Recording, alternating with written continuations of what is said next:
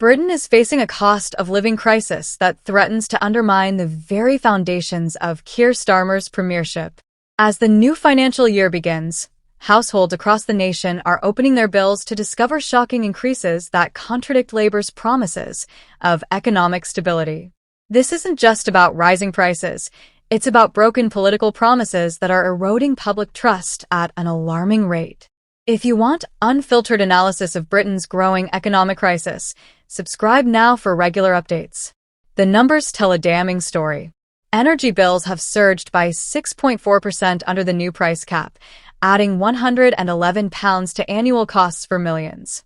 Water companies have imposed staggering 26% increases, while council tax rises of 5% are hitting households already struggling with inflation. These increases come despite Labour's election pledges to ease financial pressures on working families. The gap between political rhetoric and economic reality has never been wider. Our investigation reveals three critical failures in Labour's economic approach. First, their failure to anticipate the full impact of inherited conservative policies. Second, their reluctance to implement radical solutions despite their mandate. Third, their dangerous habit of blaming predecessors while offering little substantive change.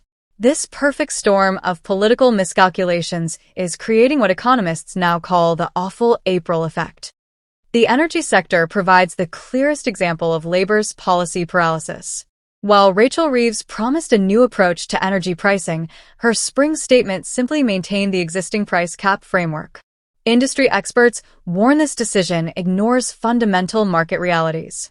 Wholesale gas prices remain volatile due to ongoing geopolitical tensions, yet the government continues treating energy as a short-term political issue rather than addressing structural problems. Water bills present an even more troubling case study. The 26% increase approved by Ofwat reflects decades of underinvestment in infrastructure.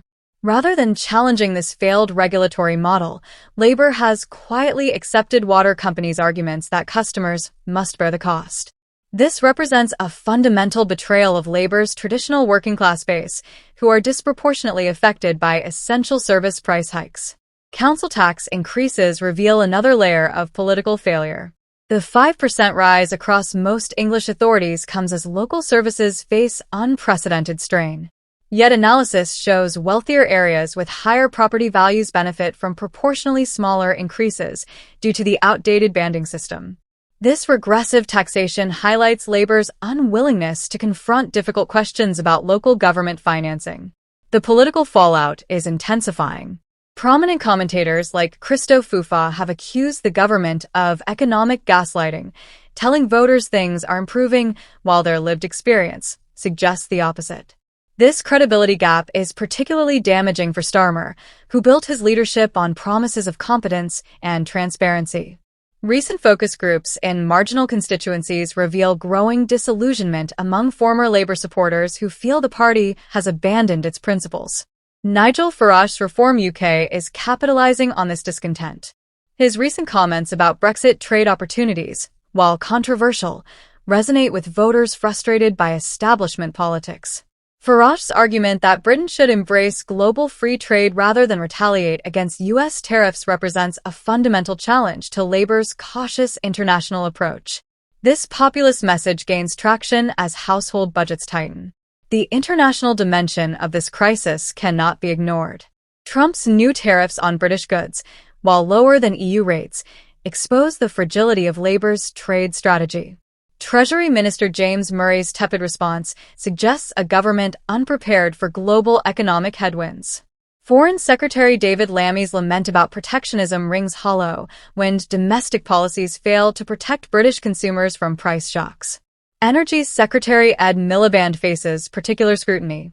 His department's £40,000 expenditure on domestic flights in 6 months undermines Labour's net zero commitments. Critics rightly question how a government preaching environmental responsibility can justify such carbon-intensive travel. This hypocrisy damages Labour's moral authority on climate issues just when consistent leadership is needed. The human impact of these policy failures is devastating. Food bank usage has reached record levels, with the Trussell Trust reporting a 30% increase in demand since last year. Working families who previously considered themselves financially secure are now seeking emergency support. Teachers report children arriving at school hungry, while pensioners face impossible choices between heating and eating. These aren't abstract statistics, they represent a fundamental breakdown of Britain's social contract. Labour's response has been tellingly defensive. Rather than acknowledging the scale of the crisis, ministers resort to blaming previous governments and global economic trends. This strategy may have worked in opposition, but in government it appears weak and evasive. Voters expect solutions, not excuses, especially from a party that promised transformational change.